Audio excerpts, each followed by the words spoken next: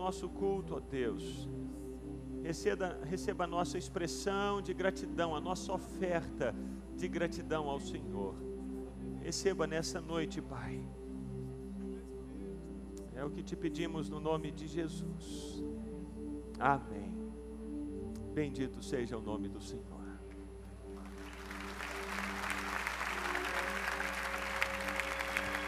Aleluia!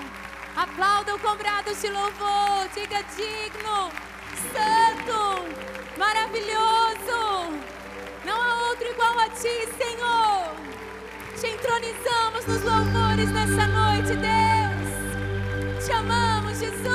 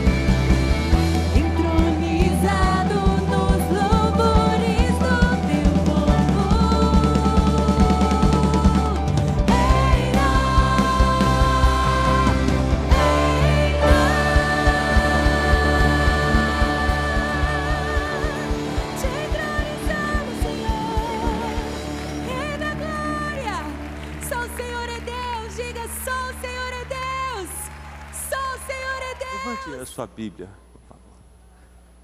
E nós vamos fazer a nossa declaração que temos feito, reunião após reunião, uma oração ao Senhor. Vamos todos juntos dizer: esta é a minha Bíblia, eu sou o que ela diz que eu sou, eu tenho o que ela diz que eu tenho, eu posso fazer o que ela diz que eu posso fazer. Hoje eu serei tocado pela palavra de Deus. Eu audaciosamente confesso que a minha mente está alerta, meu coração está receptivo. Eu estou pronto para receber a incorruptível, a indestrutível, sempre viva semente da palavra de Deus. Eu nunca mais serei o mesmo. Nunca, nunca, nunca. No nome de Jesus. Amém. Pai, essa é a oração que fazemos ao Senhor. Que nunca mais sejamos os mesmos a partir dessa noite. Que a Tua palavra chegue aos nossos corações, como ela de fato é, espada de dois gumes. E ela venha discernir pensamentos, intenções do nosso coração, que ela venha dividir alma e espírito, e que ela nos faça compreender o caminho que o Senhor tem para nós. Pai, que a Tua graça, o Teu favor seja estendido sobre cada um de nós aqui. É o que te pedimos no nome de Jesus. Amém. Amém. Os irmãos podem se assentar, por favor. Eu não sei quantos estiveram aqui pela manhã. Essa manhã, falamos um pouco sobre a transformação de cidades. E eu gostaria de retomar um pouco dessa manhã e contextualizar essa mensagem para darmos prosseguimento então. Queria que você abrisse a sua Bíblia, portanto, em Atos capítulo 19. Atos 19. Temos aqui um relato histórico sobre a transformação de uma cidade. E não apenas de uma cidade, a transformação de uma região completa, a transformação da província da Ásia Menor. Uma região que era composta por cidades como Éfeso, Laodiceia, Hierápolis, Colossos e outras tantas cidades. Essa região foi transformada aqui, nesse momento. E aqui a Bíblia, Lucas, registra o que aconteceu nesse lugar, a transformação dessa cidade. E meus irmãos, tenho certeza de que nenhum de nós que está aqui discorda de que a nossa cidade precisa ser transformada. E não somente a nossa cidade, mas todos nós concordamos que o nosso país precisa ser transformado. Nós sabemos disso. Ouvimos vez após vez nos noticiários informações sobre corrupções e mais corrupções que acontecem no país. Recentemente, vimos o julgamento do ex-goleiro Bruno, do Flamengo, que ele tomou 22 anos de prisão por causa de um assassinato absurdo. Essa semana, a mídia divulgou em tempo real o julgamento de Misael Bispo, ex-policial militar, por ter matado, assassinado Mércia. Há poucos dias atrás, um cantor de um grupo musical chamado Charlie Brown Jr., o nome dele, Chorão, foi encontrado morto no apartamento. Não havia sinais de arrombamento, de roubo, de suicídio. O que tudo indica é que ele morreu de overdose. As drogas têm invadido o nosso país, e de uma maneira violenta e assustadora, terrível. Só no ano de 2009, o mercado de crack, apenas de crack, movimentou 100 bilhões de dólares no mundo. A cada 2 minutos, uma pessoa morre por drogas. Em Belo Horizonte, basta sairmos às ruas da nossa cidade, nessa região onde estamos, para encontrarmos pessoas caídas no chão, nas casas, moribundas, sujas, completamente fora de si, tomadas pelo crack. O governo federal tem tentado, vez após vez, ano após ano, remediar essa situação, mas sem sucesso. Existem várias comunidades terapêuticas, o pastor Wellington está aqui, uma das pessoas que tem se levantado na cidade, no estado e no Brasil, para que essa luta aconteça, mas meus irmãos, ainda hoje, nós não temos tido sucesso. Temos uma reunião aqui na igreja, às quartas-feiras, às 19h30, dos resgatados, para pessoas que estão lutando contra as drogas, porque a situação tem se tornado de calamidade para todos. Retrato do nosso país, retrato da nossa cidade. Somente na região metropolitana de Belo Horizonte, segundo estatísticas de janeiro de 2012, 5 pessoas são assassinadas por dia. Uma casa é violentamente invadida a cada 15 minutos. Uma pessoa é violentamente agredida a cada 12 minutos na região metropolitana de Belo Horizonte. Qual de nós já não foi vítima de violência? Qual de nós já não teve a casa arrombada, ou conhece, se não conhece alguém que teve a casa arrombada, ou o veículo furtado? Essa é a situação da nossa cidade, essa é a situação da região metropolitana de Belo Horizonte, esse é o triste retrato do Brasil e de muitas outras nações. E a pergunta que se nos vem ao coração é: será que é possível haver mudança? Será que tem jeito? Será que o Brasil tem jeito? Será que Belo Horizonte, será que tem jeito? Mas quando olhamos e lemos o relato do que aconteceu em Éfeso, o nosso coração se enche de fé e de esperança e reconhecemos: tem jeito, tem jeito. Deus mudou essa cidade de Éfeso. Era uma cidade terrível, uma cidade grande, a 4ª maior cidade do Império Romano naquela época, uma cidade de comércio, uma cidade de mercadorias, mas sobretudo uma cidade afundada na feitiçaria e na magia. O ocultismo era uma prática comum de todos os habitantes de Éfeso. Havia pelo menos 50 templos dedicados à magia e à feitiçaria, rituais macabros, opressão terrível, porque os demônios eram constantemente invocados na cidade de Éfeso, à luz do dia. Recentemente, descobriram alguns papiros egípcios que continham algumas orações, alguns rituais de magia.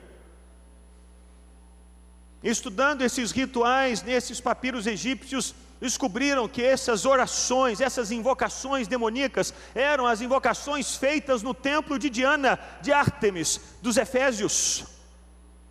Era nessa cidade de Éfeso onde essas invocações de demônios eram feitas, orações do tipo: invoco os principados, invocando as potestades, o inferno, os espíritos nos cantos, nas brechas, nas frestas, para fazer isso ou aquilo. Eram as invocações que enchiam os céus da cidade de Éfeso à luz do dia. E alguns poderiam perguntar: será que uma cidade assim, tão entregue a Satanás, será que uma cidade assim, tão envolvida na feitiçaria, no ocultismo, na magia, será que pessoas que vivem numa cidade assim tão fechada, tão opressa, será que elas podem ser alcançadas? Será que uma cidade assim pode ser mudada? Será que as trevas em um lugar como esse podem ser dissipadas? E a resposta que a palavra de Deus nos dá é: sim, pode. Foi o que aconteceu com Éfeso. O ocultismo diminuiu, a idolatria diminuiu, o mercado, o comércio daquela cidade mudou, porque as pessoas não mais corriam para os templos pagãos para comprarem imagens de Diana ou do templo, não mais iam aos lugares para comprarem patuás, para fazerem oferendas, para realizarem as suas feitiçarias. O comércio mudou, a cidade foi transformada. E o mesmo Deus que agiu em Éfeso é o mesmo Deus que tem poder, continua sendo o mesmo, não mudou, e é poderoso para agir em Belo Horizonte, no Brasil. É o mesmo, é o mesmo. E aqui nós temos esse relato. Eu queria que os irmãos acompanhassem a leitura de Atos 19, por favor. Diz assim o texto: enquanto Apolo estava em Corinto, Paulo, atravessando as regiões altas, chegou a Éfeso.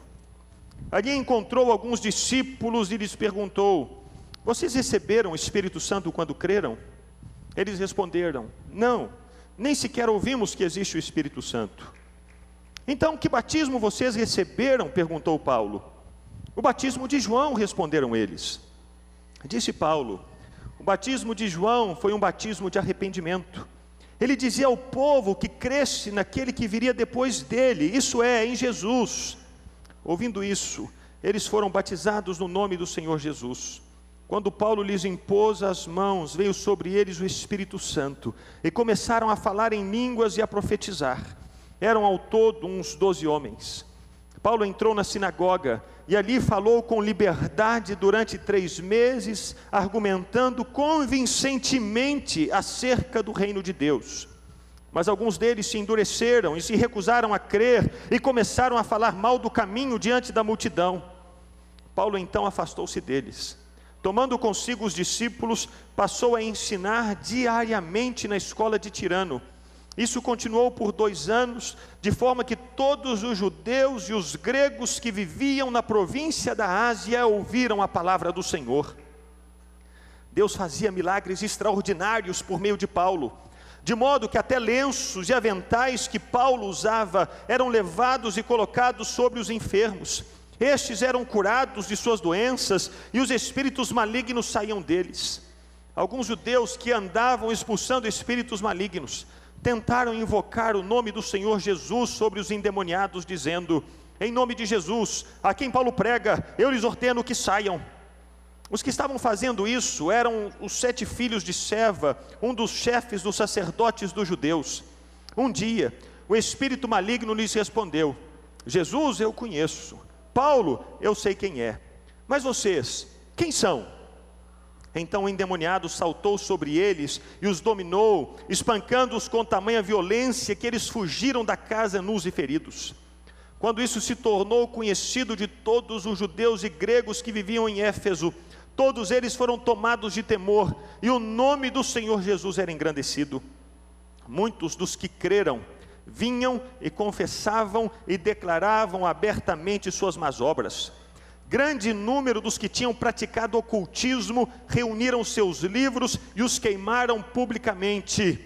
Calculado o valor total, este chegou a 50.000 dracmas.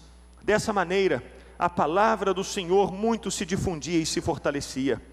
Depois dessas coisas, Paulo decidiu no Espírito ir a Jerusalém, passando pela Macedônia e também pela Acaia. Ele dizia: depois de haver estado ali, é necessário também que eu vá visitar Roma.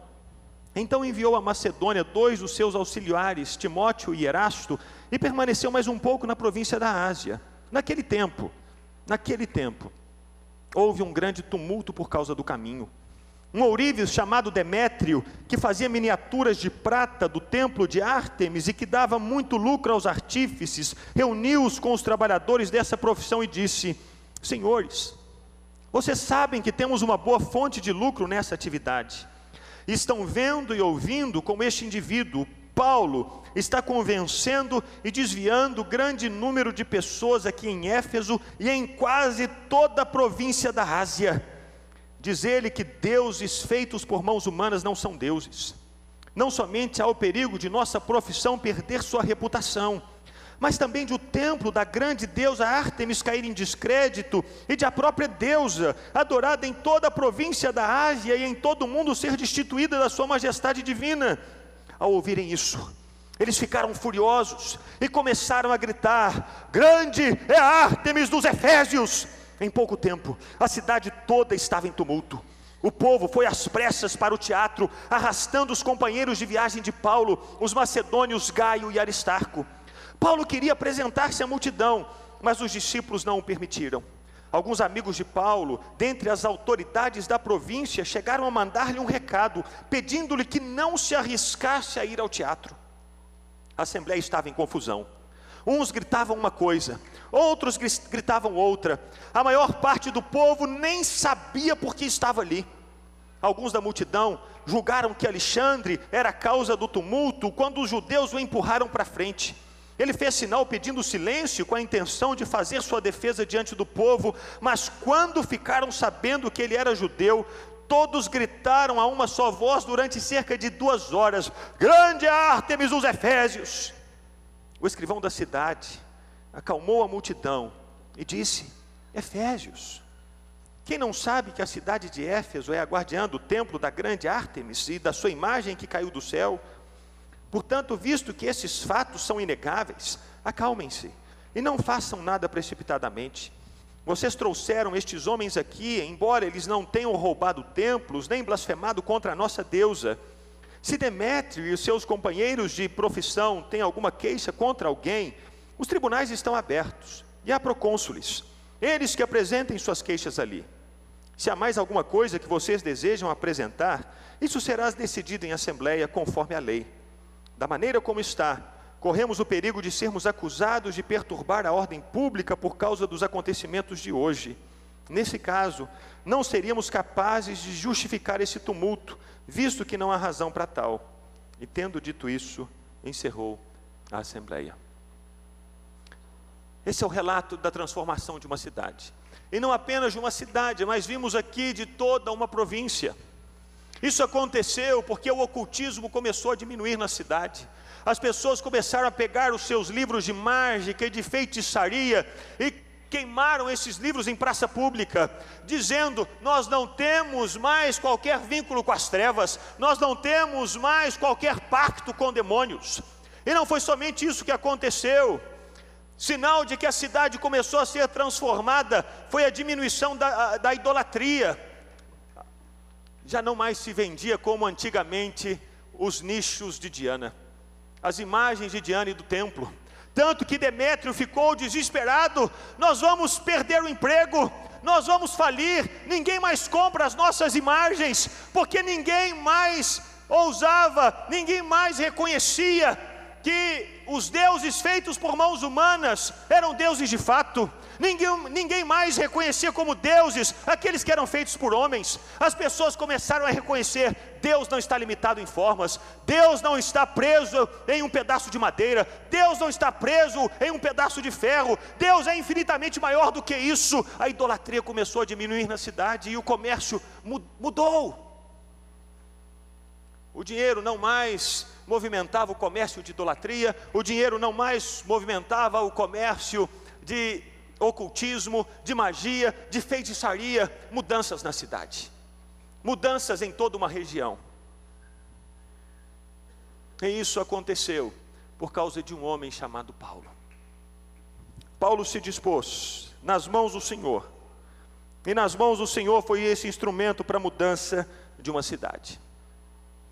E da mesma maneira como Deus usou Paulo para que a cidade de Éfeso fosse mudada, para que a província da Ásia Menor fosse mudada, Deus é poderoso para usar quem quer que se coloque nas mãos dele, para que Belo Horizonte seja mudado, para que Minas Gerais seja transformado, para que o Brasil seja mudado para a glória do Senhor.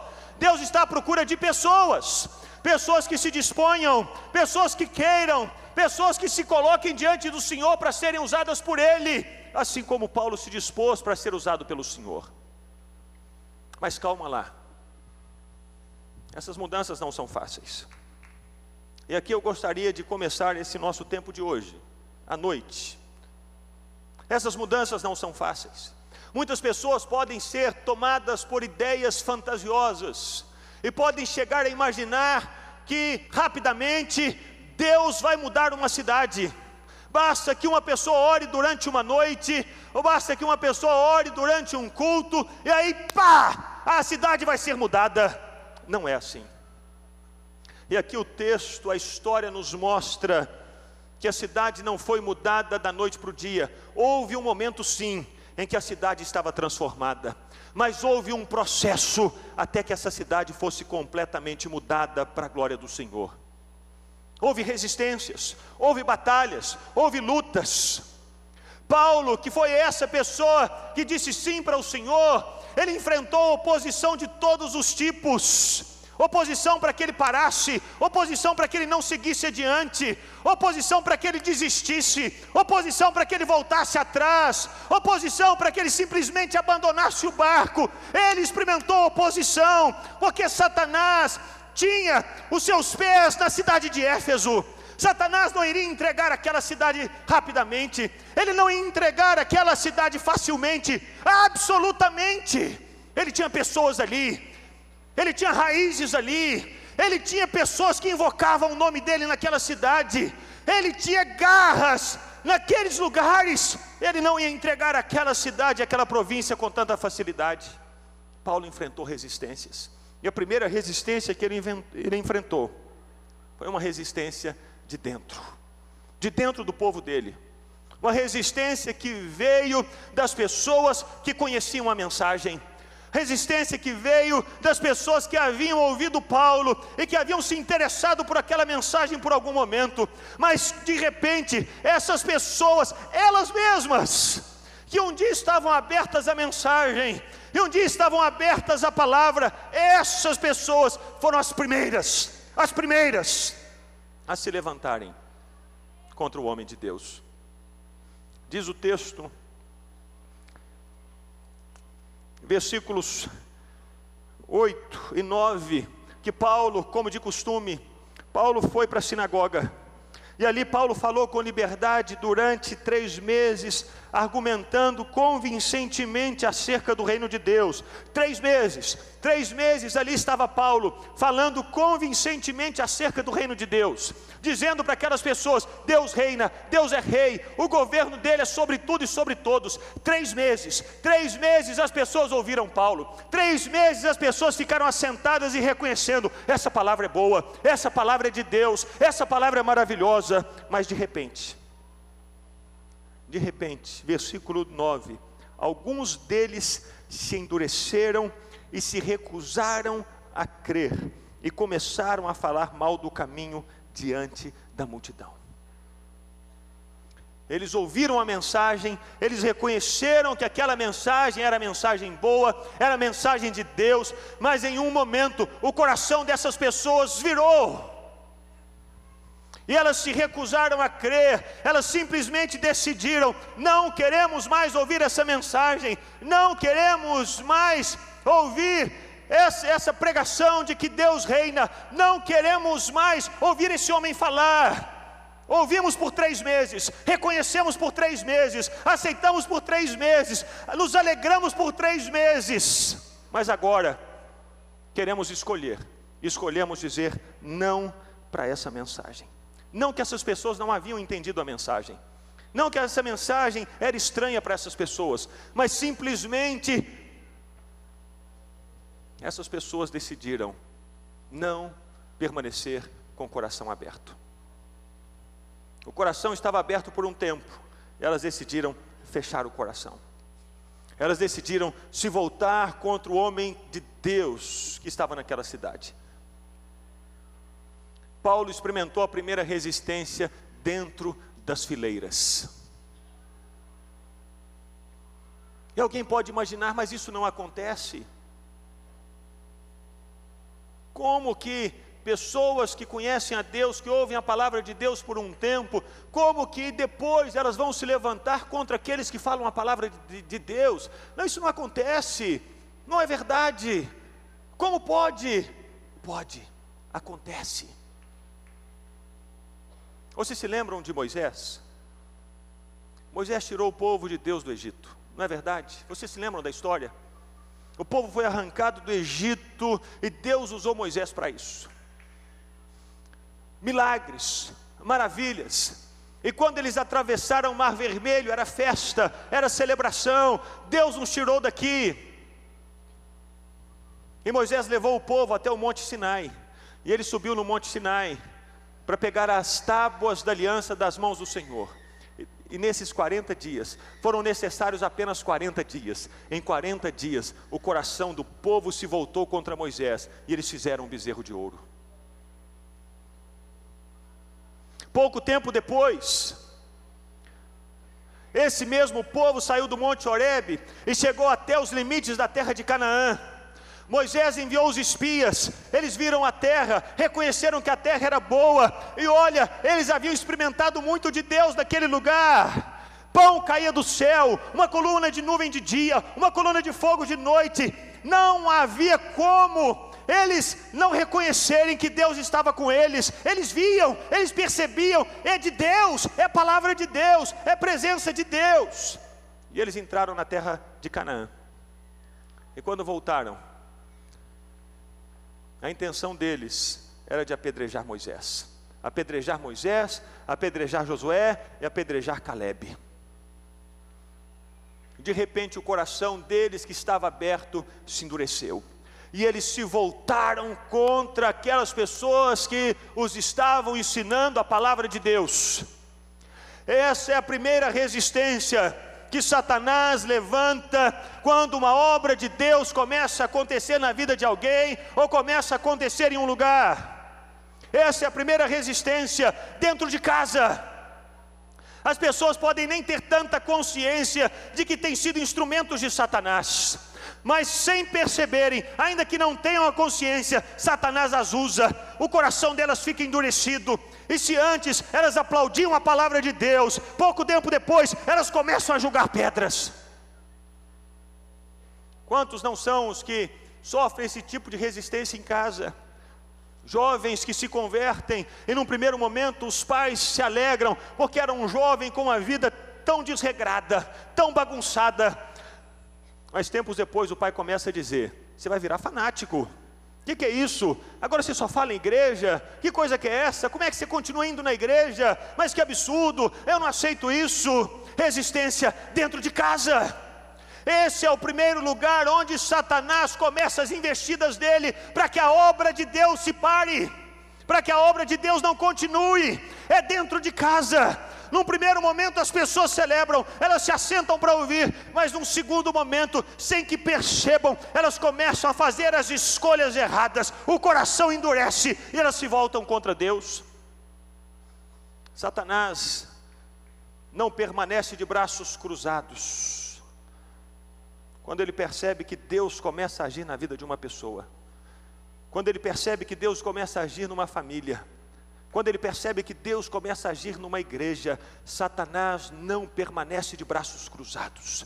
Ele espera um momento para verificar se aquilo vai funcionar, se aquilo vai ter continuidade. E quando ele percebe que as pessoas estão firmes no propósito, ele começa a levantar gente de dentro, que permanece com o coração endurecido, para atacar aqueles que estão vivendo essa busca do Senhor. Foi assim que aconteceu no movimento de renovação espiritual em Belo Horizonte, na década de 60. Quando as pessoas começaram a clamar: Deus vem, precisamos de um avivamento, ninguém detém, é obra santa, precisamos, Senhor, derrama o teu Espírito. E pessoas começaram a ser renovadas, gente que estava presa em vícios há anos, até mesmo dentro das igrejas, essas pessoas começaram a ser mudadas, a alegria veio ao coração dessas pessoas, igrejas começaram a ser sacudidas pelo poder de Deus. No primeiro momento começou aquela alegria, mas no segundo momento, dentro das próprias fileiras, começaram os ataques contra a obra de Deus. E muitas vezes as pessoas não têm nem consciência de que isso está acontecendo. Elas nem percebem que o inimigo as tem usado, as tem manipulado, as tem influenciado, tem sussurrado nos ouvidos delas. Não, meus irmãos, a nossa luta não é contra o sangue, a carne, não é contra a gente, não é contra o pai, nem a mãe, nem contra os irmãos, nem contra as irmãs. A nossa luta é contra Satanás, contra os demônios, os principados e potestades. É contra eles que devemos levantar a nossa voz no nome de Jesus. Mas muitas pessoas não percebem isso e acabam agredindo pai, mãe, irmãos. E ao invés de agirem com sabedoria, agem com insensatez, com tolice. Mas estejamos alertas. A obra de Deus, quando Deus começa a obra dele na vida de alguém, começa a despertar o coração de alguém, começa a avivar o coração de alguém, ou de uma igreja, podemos estar alertas, porque o inimigo vai tentar agir. A primeira resistência vem dos de dentro de casa. Mas o apóstolo Paulo, homem sábio, cheio de Deus, percebeu essa resistência e não ficou medindo esforços. Ele simplesmente pegou os discípulos, diz o texto, tomou-os consigo e passou a ensiná-los diariamente na escola de Tirano. Não posso ensinar aqui na sinagoga, eu estava ensinando, vocês abriram as portas, agora não deixam mais, eu não vou criar confusão com vocês, eu vou ensinar na escola de Tirano, porque eu preciso ensinar-lhes a palavra de Deus. Não é bater boca, não é criar polêmica, não é fazer uma queda de braço, mas é proclamar o reino de Deus. Essas pessoas precisam saber e conhecer o reino. Então o inimigo veio com uma outra investida. A investida dele é a segunda artimanha de Satanás, é a imitação. Ele tenta confundir, fazendo uma imitação da verdade. Ele não vai largar as pessoas, ele não vai deixar as pessoas irem às igrejas, irem buscando a Deus livremente. Ele vai tentar de todas as maneiras colocar impedimentos, trazer confusão, trazer desordem, e ele vai começar dentro de casa, dentro das fileiras, e se não for bem sucedido, ele vai tentar confundir as pessoas. Diz o texto que alguns judeus, versículo 13, que andavam expulsando espíritos malignos. É interessante notar isso aqui, porque logo no versículo anterior, nós lemos que até os lenços e aventais de Paulo, eles eram colocados sobre os enfermos, eles eram curados, e os espíritos malignos saíam deles. Então uma das manifestações do poder de Deus na vida de Paulo, era a expulsão de demônios. Espíritos malignos saíam. Logo Satanás usou essa estratégia, levantou algumas pessoas para fazerem o mesmo. Imitação, para trazer confusão no arraial de Deus, para trazer confusão no meio do povo de Deus. Mistura.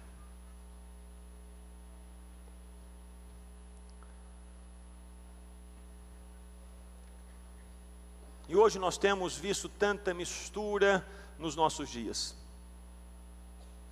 Igrejas que se chamam de igrejas, mas que na verdade não são igrejas. Não são igrejas porque não abrem as Escrituras para lerem a Escritura, meditarem na palavra de Deus e conhecerem a Deus. Lugares onde as pessoas não são encorajadas a buscarem um relacionamento pessoal com o Senhor Jesus. Mas esses lugares se autodenominam igrejas. Confusão. Existe manifestação de poder? Existe. Muitas pessoas se enganam, porque imaginam que Satanás não tem poder. Ele tem poder. Ele não tem todo o poder, mas ele tem algum poder. Aqui esses homens expulsavam demônios. Os magos do Egito, aqueles contra os quais Moisés teve alguns embates, algumas disputas, eles também fizeram algumas coisas. Arão jogou a vara no chão, virou cobra, a vara dos magos virou cobra. Arão feriu o rio, e o rio se transformou em sangue, e os magos do Egito fizeram a mesma coisa.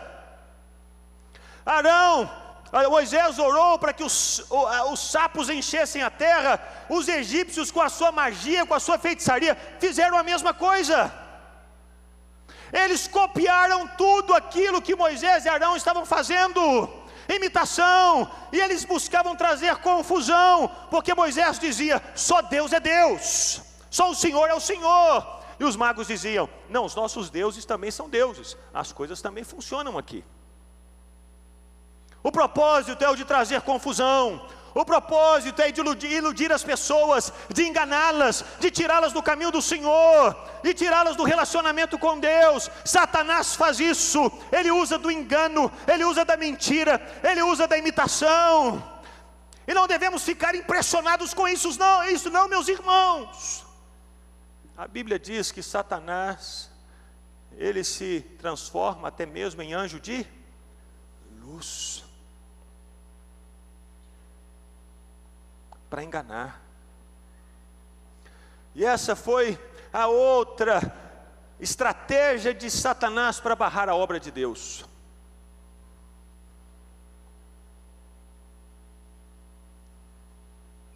Mas é maravilhoso lermos adiante, para verificarmos sim que Satanás tem poder, mas o poder dele é limitado. Ele não conseguiu permanecer enganando as pessoas por muito tempo. Logo aquelas pessoas tentaram expulsar um demônio no nome de Jesus, a quem Paulo pregava. O demônio pulou em cima daquelas pessoas e rasgou a roupa delas, e eles saíram feridos dali. Da mesma maneira, lá em Moisés, depois, quando houve a praga dos piolhos, os magos disseram: olha, isso é de Deus, a gente não consegue fazer isso mais não, realmente é Deus. Porque se Satanás tem algum poder, o nosso Deus, ele tem todo o poder. Mas Paulo precisou perseverar. Paulo precisou continuar no caminho, confiando: Deus tem todo o poder. O Senhor não vai permitir que Satanás consiga sucesso sobre a vida das pessoas por muito tempo. E Paulo permaneceu firme, Paulo permaneceu no Senhor, perseverando no meio daquelas batalhas na cidade de Éfeso. Mas como Satanás não foi bem sucedido nessa outra investida, ele tentou outra. Ele não conseguiu parar Paulo com as situações no meio do povo, dentro das fileiras. Ele não conseguiu parar Paulo tentando confundir Paulo, trazendo imitações. Então ele tentou parar Paulo, provocando tumultos na cidade. E nós lemos aqui que Demétrio chamou alguns ourives e criou um tumulto, um movimento de massas, para que Paulo fosse parado. Diz o texto que um ourives chamado Demétrio, versículo 24, que fazia miniaturas de prata do templo de Ártemis e que dava muito lucro aos artífices, reuniu-os com os trabalhadores dessa profissão e disse: senhores, vocês sabem que temos uma boa fonte de lucro nessa atividade. Estão vendo e ouvindo como este indivíduo, Paulo, está convencendo e desviando um grande número de pessoas aqui em Éfeso e em quase toda a província da Ásia. Diz ele que deuses feitos por mãos humanas não são deuses. Não somente há o perigo de nossa profissão perder sua reputação, mas também de o templo da grande deusa Ártemis cair em descrédito, e de a própria deusa adorada em toda a província da Ásia e em todo o mundo ser destituída da sua majestade divina. Ao ouvirem isso, eles ficaram furiosos e começaram a gritar: grande Ártemis dos Efésios! Em pouco tempo a cidade toda estava em tumulto. O povo foi às pressas para o teatro, arrastando os companheiros de viagem de Paulo, os macedônios Gaio e Aristarco. Paulo queria apresentar-se à multidão, mas os discípulos não o permitiram. Alguns amigos de Paulo, dentre as autoridades da província, chegaram a mandar-lhe um recado, pedindo-lhe: Paulo, não se arrisque a ir ao teatro. Satanás tentou então um tumulto, um movimento de massas para calar Paulo, porque a mensagem de Paulo era uma mensagem clara do reino de Deus. Não são deuses aqueles que são feitos por mãos humanas. Isso começou a mexer com alguns grupos da cidade de Éfeso. Alguns grupos da cidade de Éfeso ficaram incomodados com essa mensagem. Eles não queriam mais ouvi-la e tentaram: esse homem tem que parar, nós temos que calar esse homem. E começou o movimento das massas, e a mídia em cima, e os jornais, e os helicópteros, e a internet, todo mundo martelando Paulo: ele tem que parar de falar. É interessante, parece que nós estamos vivendo alguma coisa muito parecida nos dias de hoje, não é verdade? Isso para nós é um sinal claro de que Deus está se movendo no nosso país. Estamos vivendo prenúncios de avivamento. E um sinal claro é que as massas começam a ser movimentadas.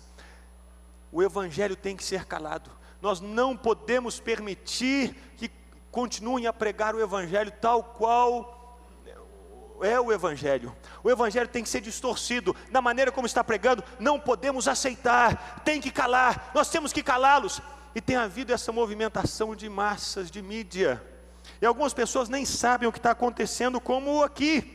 Alguns nem sabiam, diz o texto, a maior parte do povo nem sabia, porque estava ali no versículo 32, nem sabia, mas eles estavam ali, movidos pela multidão, movidos pelo barulho, movidos pela publicidade, movidos pela mídia, movidos pelos agitadores, para que a mensagem de Deus fosse calada. Essa é uma estratégia de Satanás, e ele a usa quando ele percebe que está perdendo terreno. Quando ele percebe, e pouco a pouco o evangelho vai levedando a massa, e a massa vai ficando fermentada, e a sociedade vai sendo transformada, e ele levanta escândalos de um lado, ele levanta palavras de outro lado, ele tenta usar a mídia e manipular de todas as formas os noticiários, para tentar calar os evangélicos, para tentar calar a igreja, porque ele sabe que resta para ele pouco tempo. É pouco tempo, mas essa é uma estratégia dele para parar. Qual a estratégia usada aqui com Paulo? Para que Paulo não mais continuasse, para que Paulo mudasse a mensagem, para que Paulo fugisse, para que Paulo se silenciasse, para que o evangelho não mais continuasse a ser pregado. Os tumultos, as massas, a manipulação, a movimentação das massas, isso são batalhas, isso traz desgastes, isso cansa.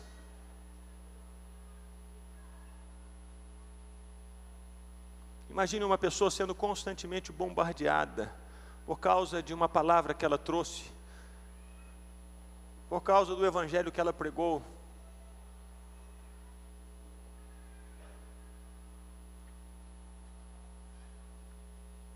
Por causa de uma pregação que ela fez. Cansa, não cansa? Desgasta. Alguns meses atrás, a Ana pregava aqui, e ela falava de jejum e de oração, da importância de jejuar e orar. E aí de repente, no meio de uma hora de pregação, falando de jejum e oração, ela falou assim: olha, pastor, não pode ser gordo, tem que emagrecer. E no meio de uma hora de pregação, pegaram 13 segundos.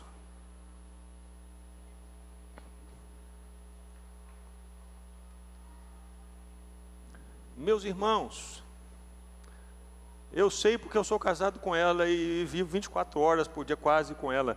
Ela caiu de cama, sem saber o que estava acontecendo. E ela descobriu isso num domingo. Na quinta-feira ela caiu de cama, aí viajou, não sabendo o que estava acontecendo. Meu Deus, o que foi? Que batalha, que luta. Aí no domingo ela descobriu que o Twitter, a internet, a mídia, os comentários eram esses. Ana Paula Valadão chama pastor de gordo. Mais ou menos assim, né? Isso oprime. Isso é pesado. Esses tumultos, esses movimentos de massa, imagina centenas e milhares de pessoas martelando, falando contra você, falando contra o que você prega, falando contra a mensagem que você anuncia. Isso é para parar, isso é para silenciar. E essa foi a estratégia de Satanás aqui contra Paulo. Mas é maravilhoso, percebemos que Paulo não parou, ele continuou seguindo adiante. E não sem muito sofrimento. Paulo sofreu, e essas dores foram tão intensas, que Paulo chegou a dizer, escrevendo-me em uma de suas cartas, que ele chegou a desesperar da própria vida.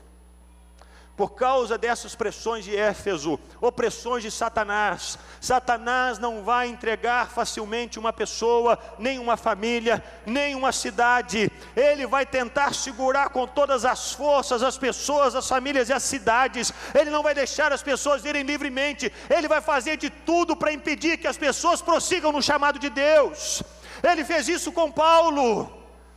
Ele levantou gente de dentro das fileiras, ele levantou gente com imitação para trazer confusão, ele causou um tumulto na cidade para que Paulo fosse silenciado, e Paulo sofreu por isso.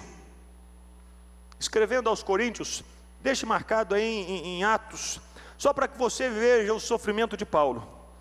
Alguns podem pensar, mas Paulo é Paulo, Paulo é demais, Paulo, homem de Deus, Paulo é tremendo, Paulo conseguiu passar por isso facilmente. Não é verdade, foi difícil para Paulo, ele sofreu, ele chegou a quase a desanimar de seguir adiante. E ele escreve, pouco depois de ter saído de Éfeso, ele escreve essa segunda carta aos Coríntios.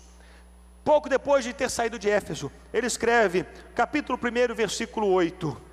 Ele diz assim, 2 Coríntios 1:8, olha o coração de Paulo. Paulo diz: irmãos, não queremos que vocês desconheçam as tribulações que sofremos na província da Ásia, as quais foram muito além da nossa capacidade de suportar, ao ponto de perdermos a esperança da própria vida.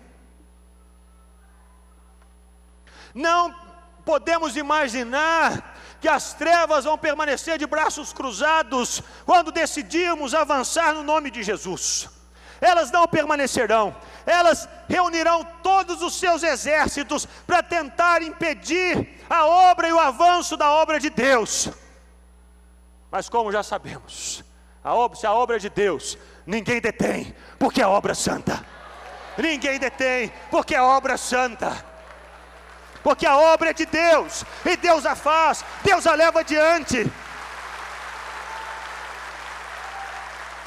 Não quer dizer que é fácil, não quer dizer que é simples, não quer dizer que é da noite para o dia, não é automático, não é mágico, é perseverança, é persistência, é caminhar com Deus, confiando em Deus, o Senhor falou e nós vamos seguir adiante. Temos a promessa, temos a palavra, ninguém detém, é a obra santa.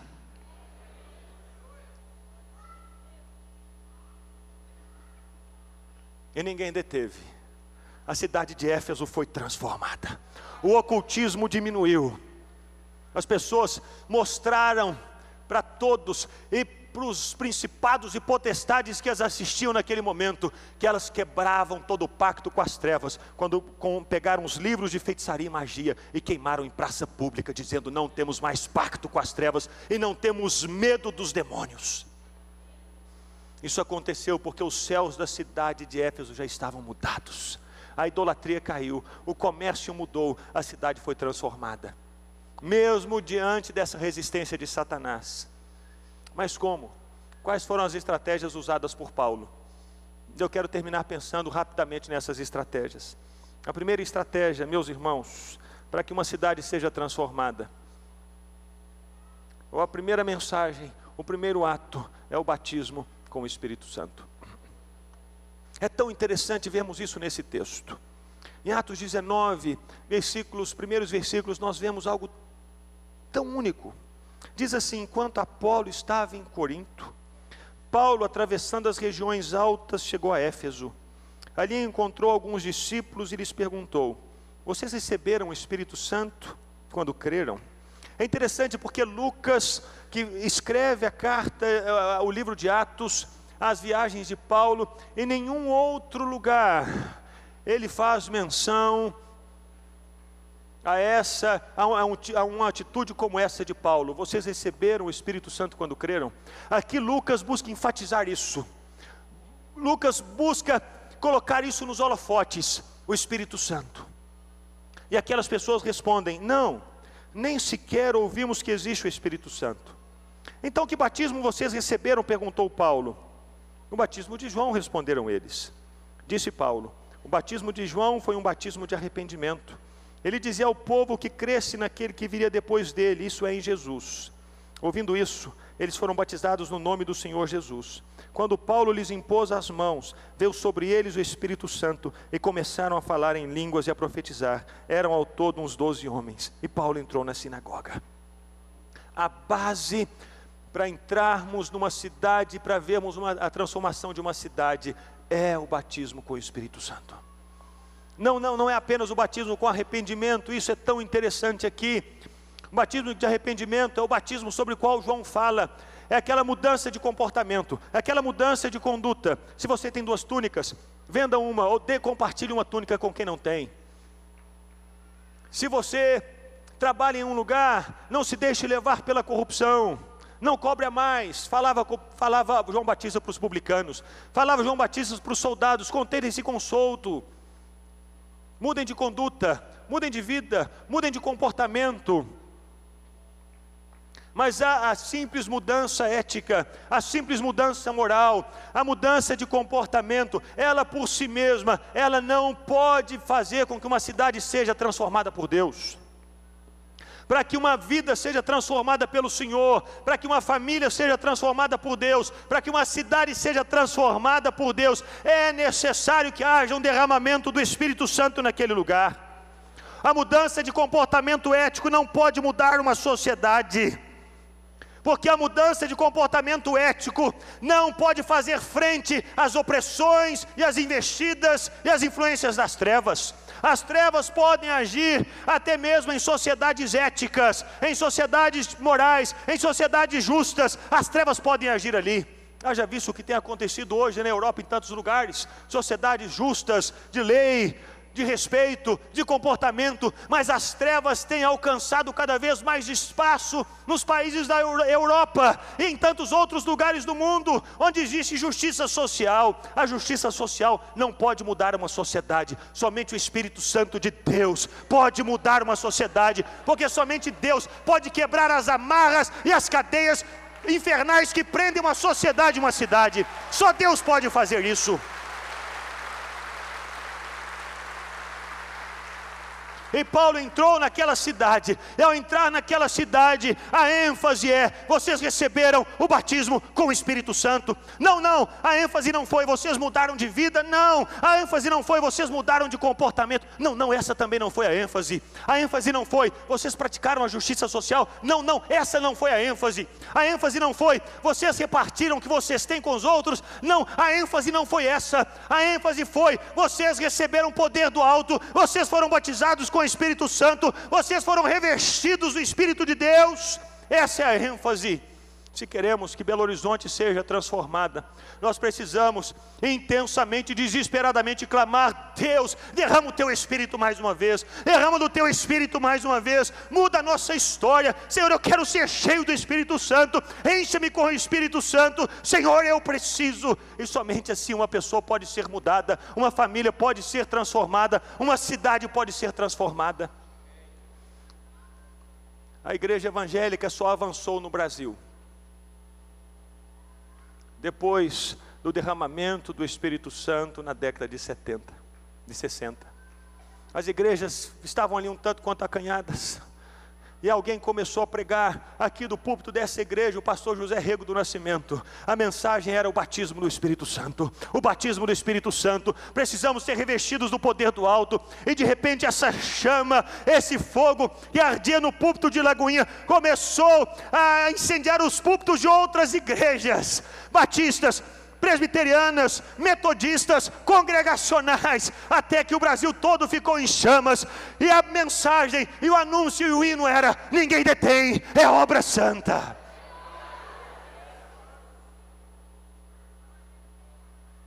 Precisamos desesperadamente buscar um derramar do Espírito nos nossos dias.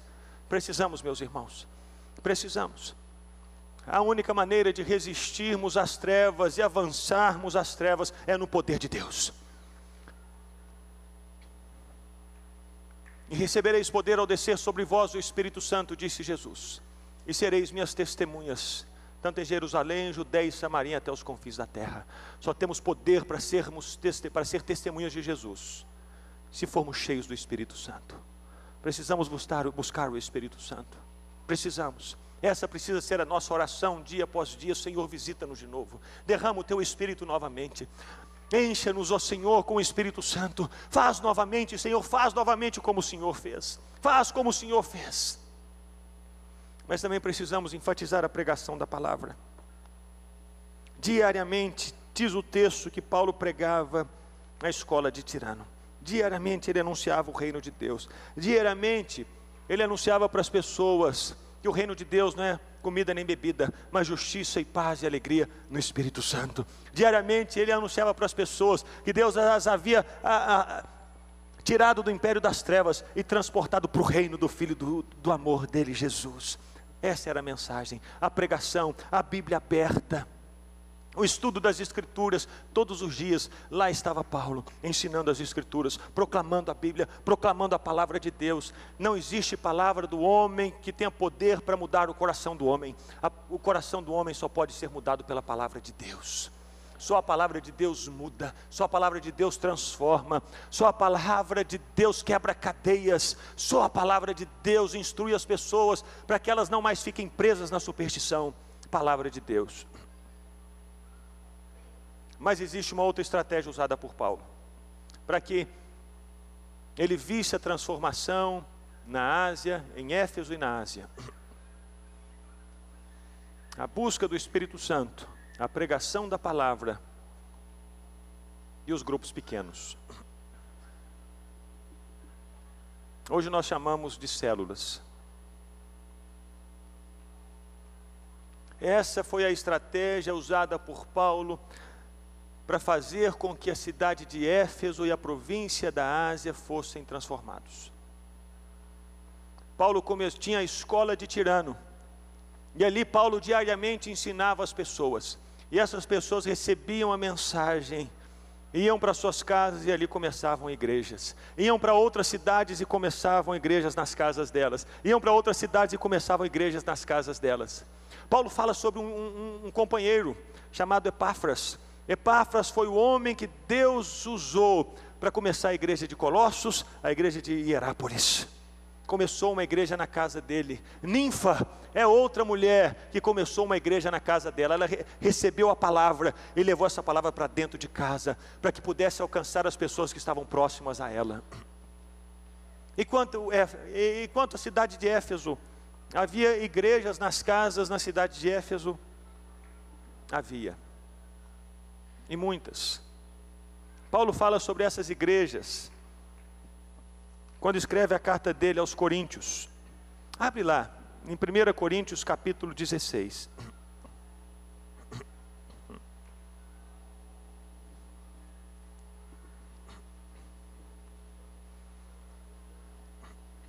Paulo escreve essa primeira carta aos Coríntios da cidade de Éfeso. 16, versículo 8, ele diz que estava em Éfeso. Ele diz: mas permanecerei em Éfeso até o Pentecoste, porque se abriu para mim uma porta ampla e promissora, e há muitos adversários. E aqui no versículo 19, ele escrevendo as saudações para os irmãos de Corinto, ele diz: as igrejas da província da Ásia enviam-lhe saudações, Áquila e Priscila os saúdam afetuosamente no Senhor, e também a igreja que se reúne na casa deles. Todos os irmãos daqui lhes enviam saudações. A cidade de Éfeso, uma cidade de 250 mil habitantes, enorme, ela foi alcançada, porque cada crente se fez ministro. Porque cada crente se levantou dentro da sua casa, e ali na sua casa, da sua casa fez uma igreja. Porque cada crente se dispôs a compartilhar com os demais aquilo que Deus havia compartilhado com eles. Porque cada crente se dispôs a dizer para as outras pessoas que Jesus está vivo e reina. Porque eles decidiram sair da escola de Tirano, e da escola de Tirano se multiplicaram em diversas casas na cidade de Éfeso e em toda a Ásia. E em pouco tempo, em 3 anos apenas, a cidade de Éfeso, a província da Ásia, todos se curvaram diante do Senhor, reconhecendo: só o Senhor é Deus, não são deuses aqueles feitos por imagem, aqueles feitos por mãos humanas. Meus irmãos, temos um alvo diante de nós: 10% de Belo Horizonte até dia 31 de dezembro de 2020. Jamais alcançaremos esse alvo se não tivermos cheios do Espírito Santo, se não continuarmos a pregar o Evangelho, e se não multiplicarmos as igrejas nas casas, nos escritórios e nas escolas, por todos os bairros e ruas da cidade de Belo Horizonte. porque ali na sua casa, você se torna uma tocha acesa, cheia do fogo de Deus. E esse fogo começa a atingir as pessoas que participam da sua reunião de célula. E essas pessoas levam esse fogo de Deus para as casas delas. E esse fogo começa a atingir as pessoas que moram ao redor delas e que participam da célula delas. E essas outras pessoas incendiadas abrem uma célula na casa delas e começam a compartilhar de Deus e da palavra de Deus. E aquelas pessoas são tocadas e incendiadas pela palavra de Deus. E em pouco tempo nós veremos em Belo Horizonte uma fogueira acesa, santa, obra do Senhor. Quando cada pessoa reconhecer que é um ministro de Deus, que é chamado por Deus para pregar o Evangelho dentro de casa, na escola, no escritório, por onde for e por onde andar. Nós precisamos, meus irmãos, começar a multiplicar as células aqui. Precisamos abrir as casas, precisamos chegar em todos os lugares. A palavra de Deus precisa atingir cada pessoa de cada rua de Belo Horizonte. Não apenas somente através da Rede Super, mas através do meu testemunho, do seu testemunho, do seu testemunho, do seu testemunho, do seu testemunho, do seu testemunho, da sua palavra, da sua vida, da sua casa, da sua família. E foi a partir dessas estratégias que o ocultismo diminuiu em Éfeso. A magia e a feitiçaria cessaram. A idolatria diminuiu. O comércio mudou. E essas são as estratégias para a nossa cidade. Se queremos ver as nossas ruas mais limpas, se queremos ver as portas dos motéis sendo fechadas e as inscrições falidos porque não temos mais ninguém, se queremos ver as bocas de fumo sem gente porque não há mais quem compre drogas, se queremos ver as indústrias de cigarro falindo porque ninguém mais compra cigarros, se queremos ver as prisões, as penitenciárias vazias porque as pessoas não cometem crimes, se queremos ver isso, nós precisamos buscar o derramamento do Espírito Santo, precisamos pregar a palavra e precisamos abrir as nossas casas para que o testemunho do Senhor seja levantado ali. E assim, na cidade de Belo Horizonte, da grande Belo Horizonte, uma cidade de 2.300.000 pessoas, essa cidade possa ser totalmente alcançada pelo testemunho e pela palavra de Deus. Não existe outro meio. Essa foi a estratégia que Deus deu para Paulo. Foi fácil? Não foi fácil. Mas os principados e potestades de Éfeso caíram diante do Senhor Jesus e diante da igreja do Senhor Jesus, que se multiplicou naquela cidade. Você está pronto para ver a transformação em Belo Horizonte? Será que temos Paulos aqui? Paulas aqui? Deus quer usar você. Ricardo, Deus quer usar você. Márcia, é você. Joana, você. João, você. Cristina, Deus quer usar você. Leandro, é você que Deus quer usar. Manuel, você. Para que esse fogo seja aceso na cidade de Belo Horizonte. E ao sairmos das ruas, ao sairmos da igreja, andarmos pelas ruas da nossa cidade, não vejamos mais pessoas caídas, massacradas pelas drogas, afrontadas por Satanás, mas vejamos as nossas ruas limpas e as nossas casas acesas com a luz do Senhor e testemunhando a todos que Jesus está vivo. É tempo, meus irmãos, é tempo de arregaçarmos as mangas, é tempo de orarmos e buscarmos um derramamento do Espírito, é tempo de nos organizarmos, meus irmãos, em nossas famílias, em nossas casas. A violência que atinge a cidade não tem atingido apenas as pessoas de uma determinada região ou de um determinado lugar. Todos nós estamos sujeitos a isso, e o único que pode mudar essa situação é Deus. E é Deus em nós, é Cristo em vós, a esperança da glória. É Cristo entrando dentro de casa. É o Evangelho sendo pregado, não apenas nos domingos à noite, mas dia após dia, na escola de Tirano e na casa de cada um de nós, e no trabalho, e na sua escola. É tempo de abrirmos as portas.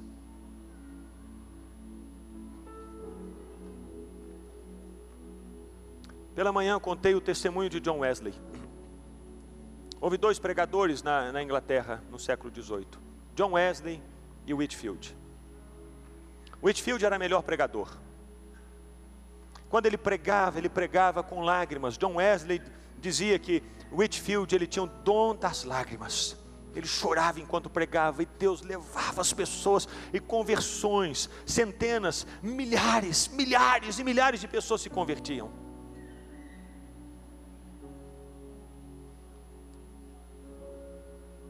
Mas poucas pessoas permaneceram depois do falecimento de Whitefield. Wesley também pregava, não tão veementemente ou com tanta eloquência quanto Whitefield. Mas Deus o usava poderosamente, ele pregava para centenas e milhares de pessoas se convertiam.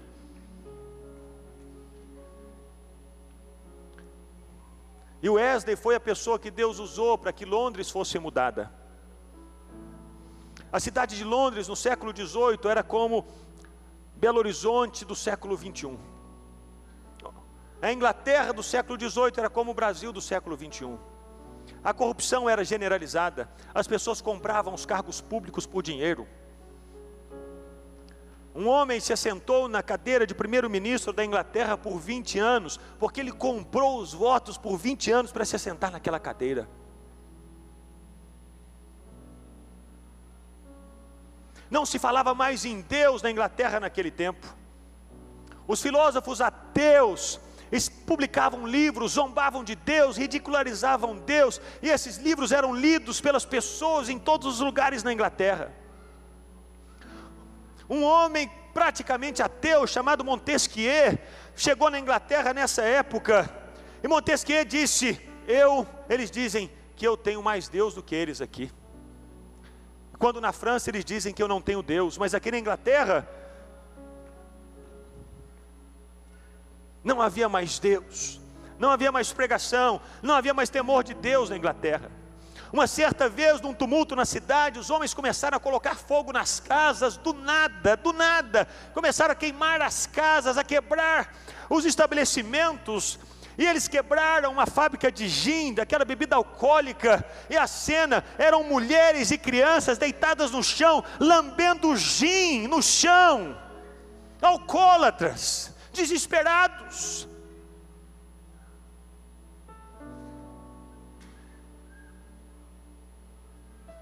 Era comum encontrar pessoas, às centenas, milhares de pessoas caídas nas ruas de Londres, embriagadas, porque os estabelecimentos, por 2 moedas, permitiam que as pessoas bebessem o quanto quisessem, e por 4 moedas, as pessoas podiam beber até cair no chão e dormir ali no boteco mesmo. A cada 6 casas da Inglaterra, uma casa era um boteco, era um bar. A Inglaterra estava perdida. Mas Deus levantou um homem chamado John Wesley. Enquanto os ateus pregavam contra Deus nas tabernas, nas ruas, nas faculdades, John Wesley se reunia com os amigos dele para orar e dizer: Deus visita o nosso país, Deus muda a história da Inglaterra, Deus toma o governo nas tuas mãos. E ele começou a pregar, e a Inglaterra foi transformada. Hoje não se vê papel no chão na Inglaterra. Hoje a corrupção na Inglaterra é sentenciada com anos de cadeia. Há alguns meses atrás, um homem do parlamento inglês foi denunciado pela esposa, porque há 10 anos atrás, esse homem estava em campanha, ele recebeu uma multa, e ele não queria manchar o nome dele, então ele pediu para a mulher: olha, será que você pode colocar multa no seu nome? Ela disse: beleza. Agora ele brigou com a mulher, e se separou da mulher. A mulher foi na imprensa e disse: olha, ele mentiu, porque aquela multa quem tomou foi ele. Esse homem perdeu o assento no parlamento, e corre o risco de ficar 10 anos na cadeia. Essa é a Inglaterra de hoje. mas não era a Inglaterra de 200 anos atrás. Mas se tornou a Inglaterra de hoje, por causa de um homem chamado John Wesley, que pregava a tempo e a fora de tempo. Enquanto pregava, ele organizava pequenas células na Inglaterra, chamavam-se colégios de piedade. Juntamente com a igreja, ele percebeu, é necessário que haja uns pequenos grupos, porque ali as pessoas vão ser cuidadas, ali as pessoas vão ser ensinadas, ali as pessoas vão orar umas pelas outras, ali elas vão ajudar umas às outras. E ele começou a multiplicar esses pequenos grupos, essas células em toda a Inglaterra. E quando Wesley partiu, esses grupos se multiplicavam por toda a Inglaterra e exerciam uma influência de Deus em toda a nação. A estratégia de Paulo: o Espírito Santo, a pregação e os pequenos grupos.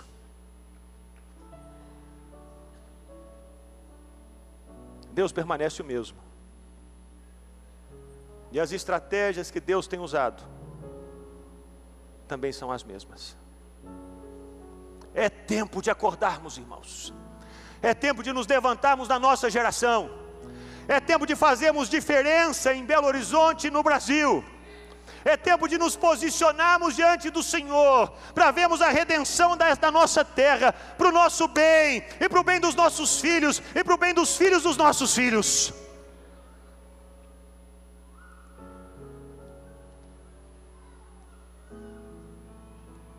Busque a Deus, busque ser cheio do Espírito Santo, pregue o Evangelho a tempo e fora de tempo, e abra a sua casa.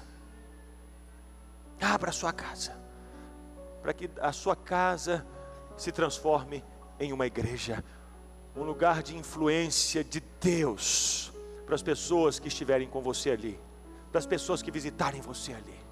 Faça isso, para que tenhamos uma cidade mudada, no nome de Jesus. Vamos ficar em pé, irmãos. Nós vamos orar. Queria que você desse as mãos para a pessoa do seu lado, e nós vamos orar ao Senhor.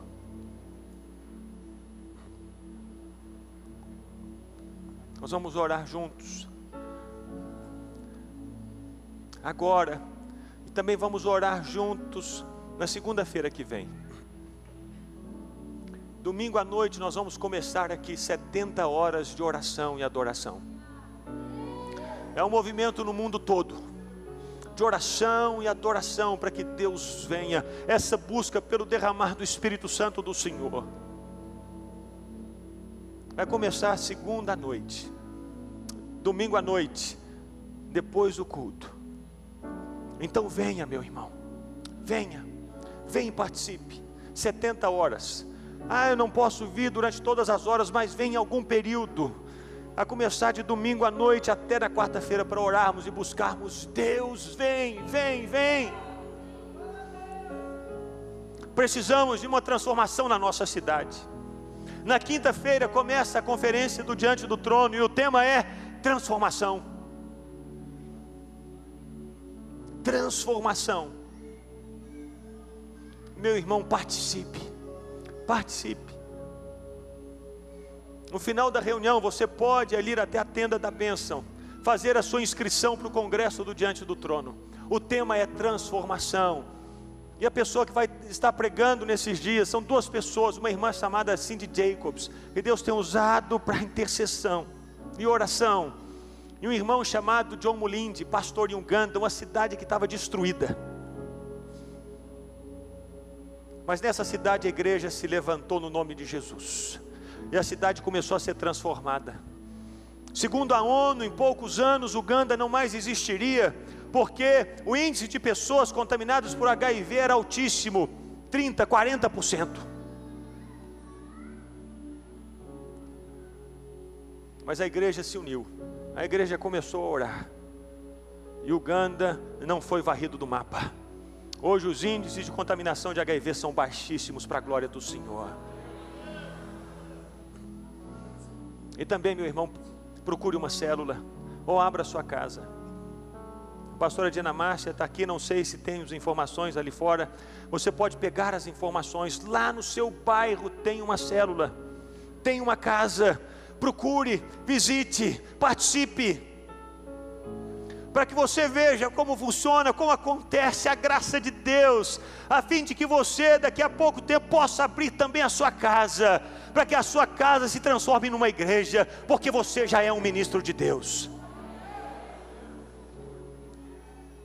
É tempo de transformação, meus irmãos.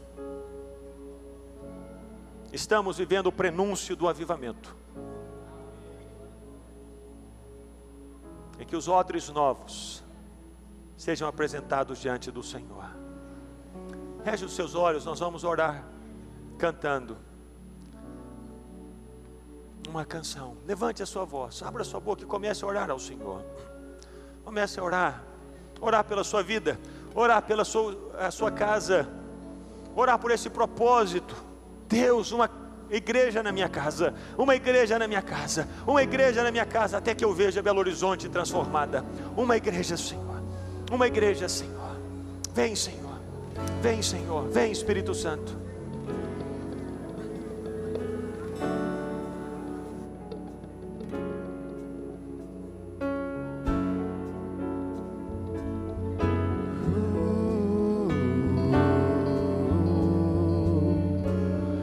Eu navegarei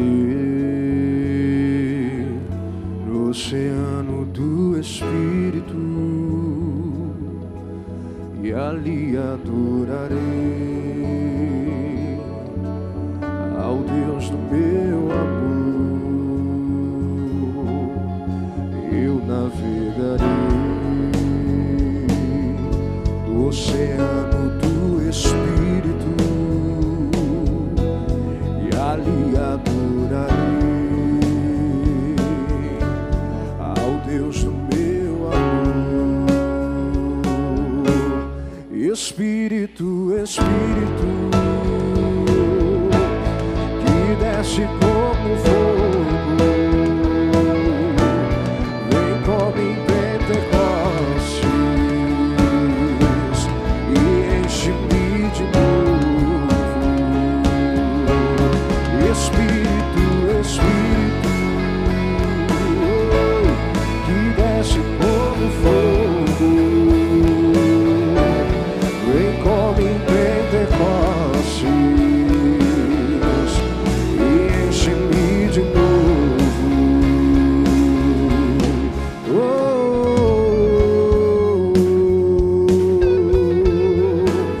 Vem, vem, vem, vem, vem, vem, vem, vem. Vem, vem, vem, vem, vem, vem, vem, vem, Espírito, eu adorarei ao Deus da minha vida, que me compreendeu sem nenhuma explicação. Eu adorarei ao Deus da minha vida, que me compreendeu sem nenhuma explicação. Espírito, Espírito, que desce como fogo, vem como em Pentecostes, e enche-me de novo, Espírito,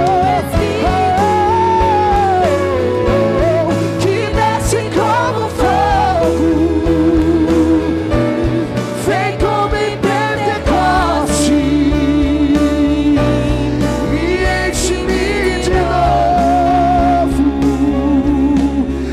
Enche-nos de novo, enche-nos do fogo,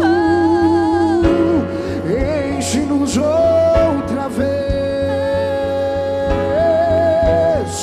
Aí no seu lugar você pode pedir mais dele, pedir mais dele, mais dele, mais dele, mais dele, mais dele.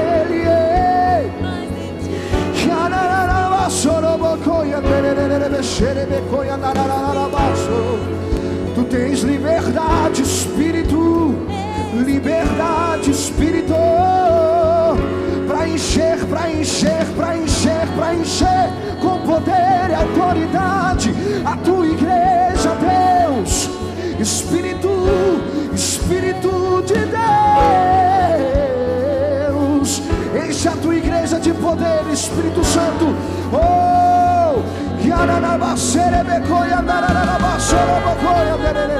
Se você fala em línguas, querido, comece a falar em línguas aí no seu lugar. Edifica o seu espírito.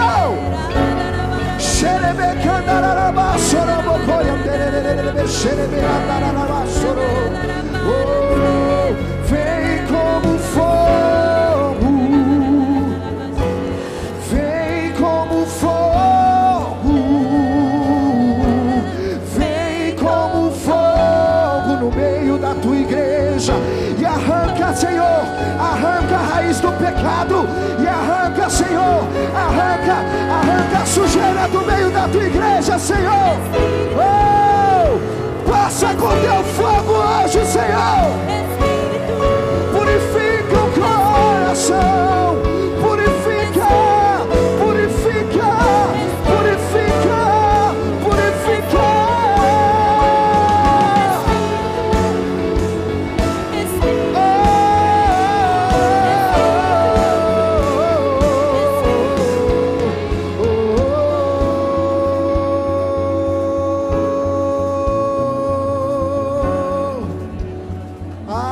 Senhor, nós não queremos só a tua visitação, nós não queremos só a tua visitação, queremos a tua permanência, a tua permanência em nosso meio, a tua permanência em nosso meio.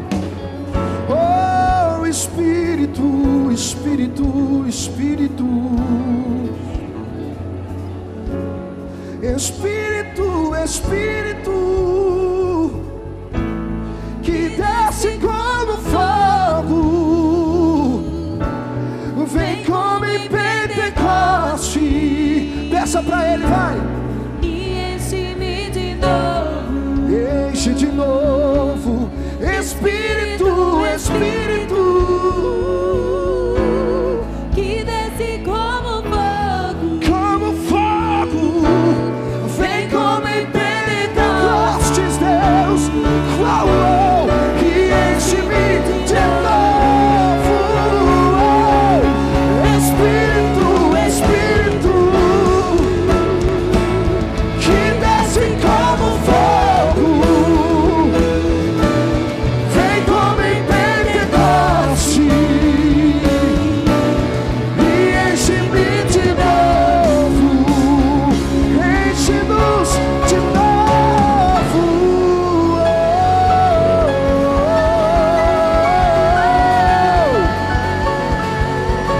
Enche de novo.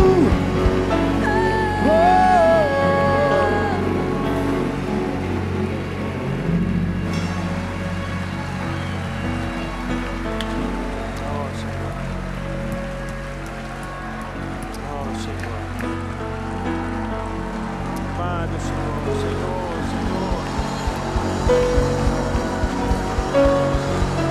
Vem, Senhor, vem. Vem, Senhor, vem, vem, vem.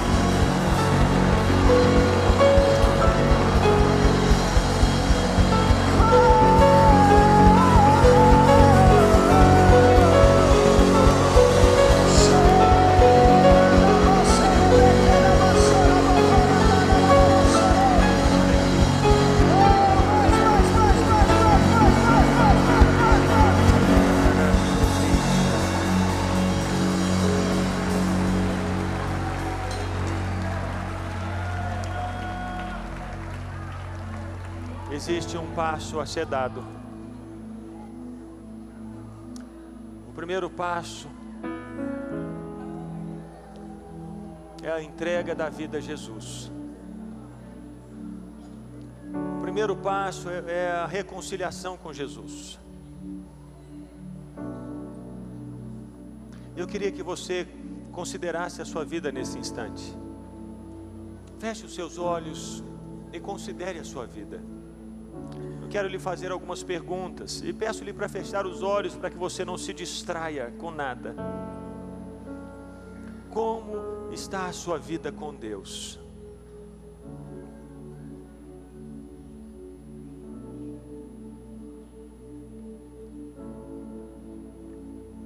Como está a sua vida com Jesus? Como está? Como está? Essa noite é noite de recomeço. De começo para alguns, de recomeço para outros. Eu quero orar por você que deseja entregar a vida a Jesus, ou você que estava longe dos caminhos do Senhor e deseja se reconciliar com Ele. Aí onde você está, quero orar por você. Levante uma de suas mãos bem alto, para que eu te veja. Quero orar por você. Jesus abençoe, Jesus abençoe, Jesus abençoe, Jesus abençoe, Jesus abençoe, Jesus abençoe, Jesus abençoe. É tempo de Deus. Jesus abençoe, Jesus abençoe, Jesus abençoe. Agora, sem constrangimento algum, quero pedir que você pegue as coisas no banco e venha até o altar. Sai do seu lugar e venha até o altar para orarmos com você. Venha, venha. Enquanto nós vamos cantar Anseio. Venha, saia do seu lugar agora, venha rápido. Não permaneça aí, não deixe o inimigo te prender aí. Não deixe ele te enganar de novo. Saia do seu lugar e venha no nome de Jesus. No nome de Jesus. No nome de Jesus, pode vir.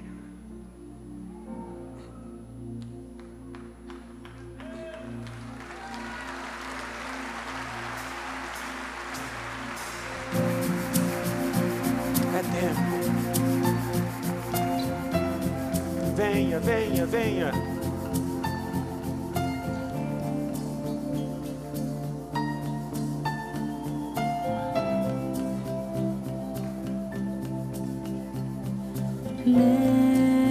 Leva-me bem mais perto em tua presença,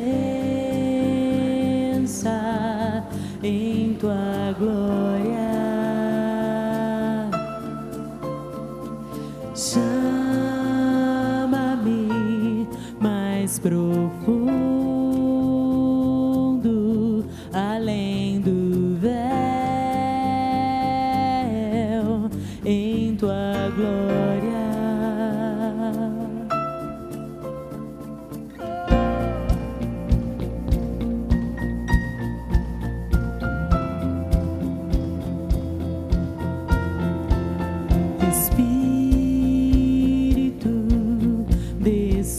Agora eu me aproximo de tua glória.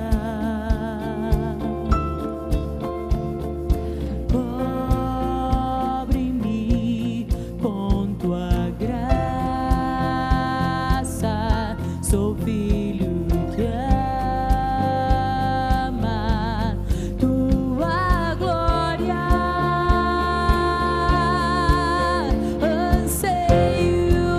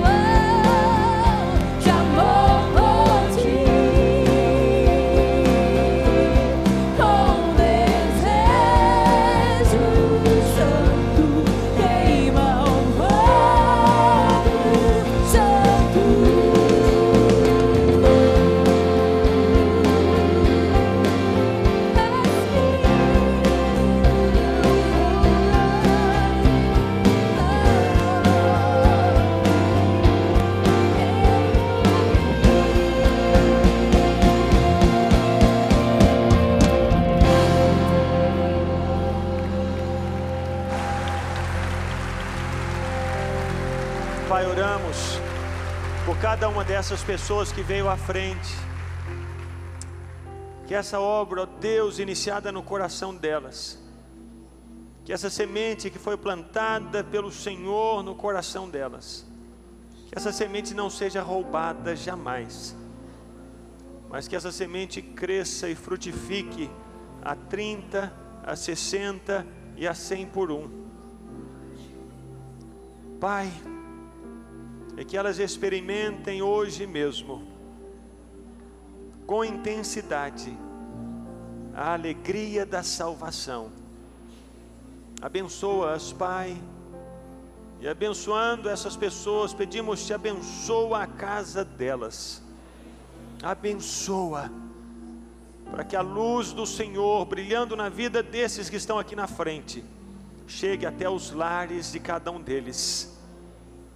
Que seja assim, Pai. Assim oramos por eles, e assim os abençoamos, no nome de Jesus. Amém. É um tempo novo. Não é fácil, mas é novo. E não é um tempo sozinho, porque Jesus está dentro de você. Ele vai com você. Mas não somente o Senhor Jesus, mas também outros irmãos e irmãs. Pessoas que vão ajudar você no caminho, como precisamos de gente do nosso lado. Gente que venha orar com a gente, nos encorajar quando tudo parece tão difícil. E você nessa noite recebe uma família de pessoas que amam Jesus e que por causa de Jesus vão derramar amor sobre a vida de vocês e orar por vocês. Eu queria que você conhecesse a nova família que você recebe essa noite. Eu vou contar até 3 e no 3 eu vou pedir a você que se vire para conhecer essa nova família. 1, 2, 3. Vire, por favor. Uma família sem qualquer falsidade, vivendo a verdade, expressando a glória do Senhor. Uma família vivendo compromisso do grande amor de Cristo. Eu preciso de ti, querido irmão, precioso és para mim, querido irmão.